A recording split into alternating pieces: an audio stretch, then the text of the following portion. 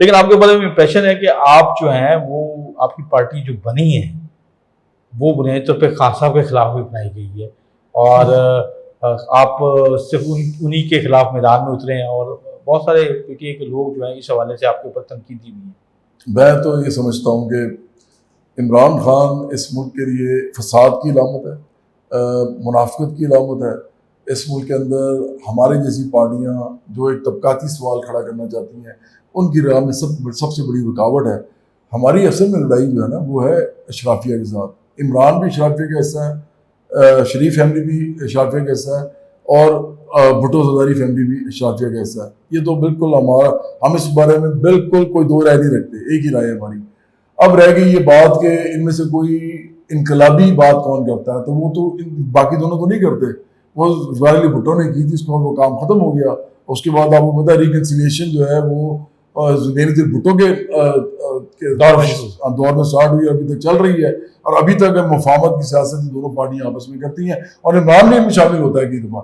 لیکن چونکہ اس وقت عمران کی لڑائی اپنے مالکوں سے چل رہی ہے، اس نے بوٹ پالش کیے ملازم بن کا، ان کا مالکوں نے بعد میں نکال دیا کیونکہ ان کو لگا کہ یہ نام گرامی کر رہا ہے ہماری، تو یہ ان چیز کی اصل میں لڑائی ہے۔ میں ہی سمجھتا ہوں کہ جعلی انقلابی نہیں ہونا چاہیے بندے کو، یہ جعلی انقلابی آدمی ہے۔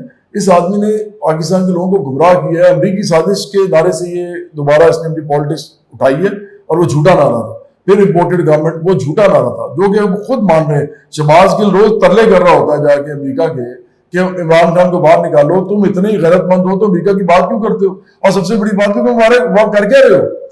شہباز گل اپنی فیملی کے ساتھ وہاں گیا، اسلام دلا رہا ہے وہاں جا کے۔ جواز صاحب یہ بار بار کلیمز ہم دیکھتے ہیں کہ خان صاحب باہر آ رہے ہیں، خان صاحب باہر ہیں، اس سیٹ پہ باہر آ جائیں گے، فلاں دن میں باہر آ جائیں گے، یہ کیس لگے گا باہر آ جائیں گے، آ نہیں رہے، کیا وجہ ہے؟ کیوں؟ مطلب بہت سارے وہ کہتے بھی ہیں کہ کئی لوگوں کو جو ہے وہ ریلیف ملا ہے، جنہوں نے معافی مانگی ان کو ریلیف مل گیا ہے، ان کو نہیں ملا، کیس میں کچھ نہیں ہے، تو کیا وجہ ہے؟ دیکھیں عمران معافی تو مانگنے کا بالکل اس کے ذہن میں ہے کہ وہ مانگ سکتا ہے۔ پرابلم یہ ہے کہ اس کو یہ گارنٹی ہو کہ میں معافی مانگوں گا تو مجھے باہر بھی نکال دیں گے۔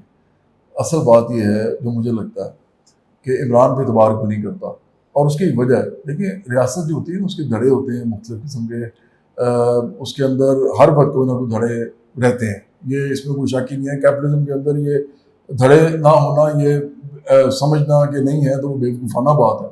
اس کے علاوہ ریاست کے اپنے ادارے بھی ہوتے ہیں۔ اچھا، اداروں کے اندر بھی اور دھڑوں کے اندر بھی جو لوگ بھی بیٹھے ہوتے ہیں اوپر، اگر ان کا کنسنسس ہو جائے نا اس بات پہ کہ یہ آدمی جو ہے یہ پاکستان کی سوورینٹی کے لیے اب خطرناک ہو گیا، یہ آدمی، اچھا جیسے مثال کے طور پہ جہانگیر ترین، علیم خان، اس طرح کے اور بہت سے پولیٹیشنز ہیں، پھر جسٹس وجی الدین جو جوڈیشری کے آدمی تھے، پھر آج کی جو جوڈیشری جو ہے قاضی فائز صاحب سے اسٹارٹ کر کے ابھی تک آ جائیں، اس کے بعد آپ باقی اداروں میں چلے جائیں، آپ آرمی کو دیکھ لیں، آپ پولیس کو دیکھ لیں، وہ محکمے کو، مطلب محکمے بھی آ گئے اس میں، پھر آپ بیوروکریسی کو دیکھ لیں جو کہ جس کو ہم کہتے ہیں کہ انتظامیہ ہے۔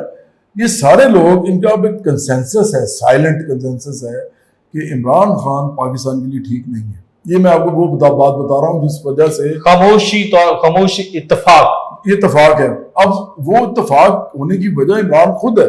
جب آدمی فساد مچائے گا نا کسی ملک کے اندر اس حد تک کہ اس ملک کے ادارے تک جو ہیں وہ کوشچن میں آ جائیں گے، پلس آپ اس ملک کے اندر ہی کہنا شروع کر دیں گے کہ عمران نہیں ہے، خان صاحب کے باہر آنے، عمران نہیں تو پاکستان نہیں، جب آپ کہنا شروع کر دیتے ہیں نا تو سب لوگ ٹھڑک جاتے ہیں، وہ کہتے ہیں کہ یار یہ تو کام نہیں صحیح، کیونکہ ملک تو رہتے ہیں، لوگ چلے جاتے ہیں۔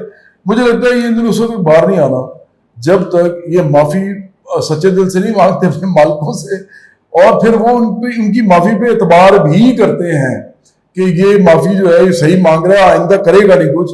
مجھے نہیں لگتا کہ یہ باہر آئیں گے، مجھے لگتا ہے یہ اندر ہی رہیں گے۔ وہ تو ریما باجی کہہ رہی ہے نا کہ وہ معافی کے ساتھ ساتھ یہ بھی کہہ رہے ہیں کہ فیوچر پالیٹکس نہیں کریں گے، تو فیوچر پالیٹکس نہیں کریں گے تو پھر زیادہ معافی کس بات کی؟